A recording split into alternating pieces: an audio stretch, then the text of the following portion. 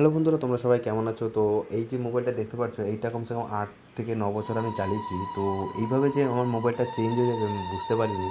তো বলতে গেলে আজকে আমি খুবই শকড হয়েছি, কারণ কি লাইফে এরকম প্রথমবার সারপ্রাইজ কেউ আমাকে দেয়। তো এর আগেও একবার একটা সারপ্রাইজ আমি পেয়েছিলাম, কিন্তু ওটা বলা যাবে না। তো এরকম একটা সারপ্রাইজ, মানে সত্যি বলতে আমার বোন যে এরকমভাবে একটা সারপ্রাইজ দেবে আমি বুঝতে পারিনি। তো আজকে আমাদের বাঙালি হিসাবে, বাঙালি মতে রাখি উৎসব। তো আজকে 4-5 বছর পরে এই আজকে বোন আমাদের রাখি পরাবে। তো আমরা তিনজনে, আমার ভাই, বোন আর আমার দাদু, তিনজনে মিলে আমরা বসেছিলাম রাখি উৎসব করতে। তো আমার ভাইকে একটা ভেসলেট, রূপোর ভেসলেট গিফট করেছিল। তো আমাকে এইভাবে যে একটা ফোন গিফট করবে আমি জীবনেও ভাবতে পারিনি। তো আর লাইফে এরকমভাবে আমি প্রথম শকড হয়েছিলাম। আর সত্যি আমি এরকম মানে আনন্দ, এই মুহূর্ত আমি কোনোদিনই ভুলতে পারবো না। আর এই মুহূর্ত প্রথমবার আমার সাথে হয়েছিল।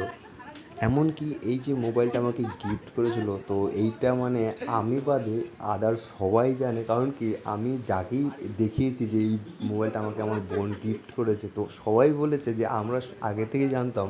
মানে এত বড় সারপ্রাইজ সত্যি বলতে আমার জীবনে, আমার লাইফে প্রথমবার আমি আমার বোনের থেকে নিয়েছি। তো সত্যি আমার আজকের দিনটা সত্যি খুবই ভালো লাগছে। আর এই দিনটা যে মানে বারবার যে ফিরে আসবে না, এটাও আমি জানি। তো আর বন্ধুরা, তোমরা বলবে এই সারপ্রাইজটা কত সুন্দর হয়েছে, আর তোমরা কমেন্ট করো ও লাইক, সাবস্ক্রাইব ও শেয়ার।